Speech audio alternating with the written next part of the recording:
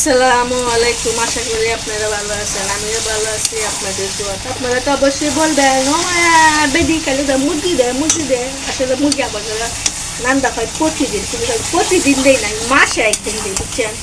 যদি ভালো লাগে তো দিই। আজকে একটা ভিডিও নিয়ে আসছি মুরগির লসা কষা বোনা। অবশ্যই কি সিস্টেমে লসা কষা বোনাটা করি না করি অবশ্যই পুরো ভিডিওটা মনোযোগ দিয়ে দেখবেন। দেখে একটা লাইক, একটা শেয়ার, একটা সাবস্ক্রাইব মাইরে দিবেন। আর যারা নিষ্ঠুর এরা অবশ্যই লাইক শেয়ারটা করবেন না, কিন্তু করে দিন। এটা আপনাদের পরীক্ষা, নিষ্ঠুরটা করে না সরলটা করে। তো অবশ্যই আজকে ভিডিওটা তাহলে চলেন আয়োজনটা করে নিই। তো কড়াইটা বসায় দিচ্ছি, তেলটা দিয়ে দিব।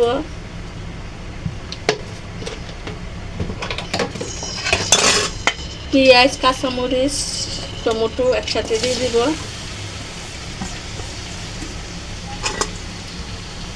এটা একটু মজুদ পাহাড় দেওয়া মশলা দেওয়া মাংসটা একটু মেরিনেট করবো।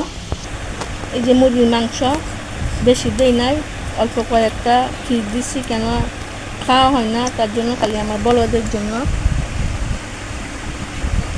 1 চামচ রসুন বাটা, 1 চামচ আদা বাটা, 1 চামচ জিরা বাটা, আধা চামচ হলুদ, 1 চামচ ধনিয়া, 2 চামচ মরিচের গুঁড়া, স্বাদ মতন লবণ, গরম মশলার গুঁড়া 1/2 চামচ মতন দিয়ে দিব।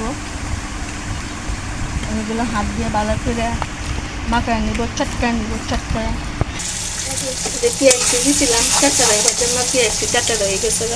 এই যে মাংসটা মেরিনেট করে লাগছিলাম, এখন দিয়ে দিব। এটা জাস্ট বোনার মতন করবো, এটা আমরা জাস্ট কোনো পানি ফেলে দিব না।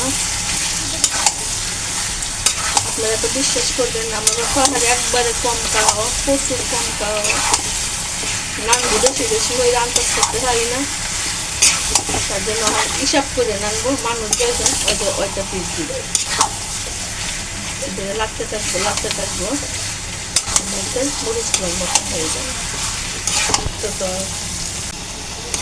আমার মুরগির বোনাটা লসা কষাটা হয়ে গেছে, দেখেন কত সুন্দর কালার। মাশাআল্লাহ, আমি পানি চুনি কিচ্ছুই দেই নাই, একবার মরিচ কুলার মতন করছি। তো অবশ্যই সিস্টেমে করলে আপনাদের পর্যাপ্ত পেট বইরে ভাত খাইতে পারবেন। আর অবশ্যই তরকারি আপনাদের ঘরে থাকবে না, যা হন না বলাইতে কত কাজ শেষ করে দেবেন। আমার লাগান এই সিস্টেমে করবেন।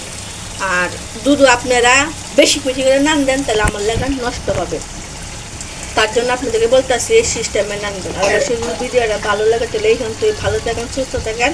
আর অবশ্যই আমাদের জন্য একটু দোয়া করবেন, আমাদের জন্য থেকে বেশি দোয়া করবেন। প্রবাসে যারা থাকে ওদের জন্য একটু বেশি বেশি দোয়া করবেন, কেন প্রবাসে অবস্থা বেশি খারাপ। মানে প্রবাসে বলতে চৌদির অবস্থা বেশি খারাপ, অবস্থা বেশি ভালো না। বোমা মাইরের অবস্থা বেশি খারাপ বলতে। অবশ্যই এখানে যারা আছে তার জন্য সবার জন্য দোয়া করবেন, যাতে সুস্থ থাকে, মাঠগুলো যাতে ফিরে আসে। আর অবশ্যই মাঠগুলো ফিরে আসবে। আর যেগুলা বিয়েতে ওরা যখন বউয়ের কাছে ফিরে আসে, তাহলে ভিডিওটা এইখান ভালো থাকবেন, সুস্থ থাকবেন। আর আমাদের অবশ্যই দোয়া করতে হবে। আসসালামু আলাইকুম।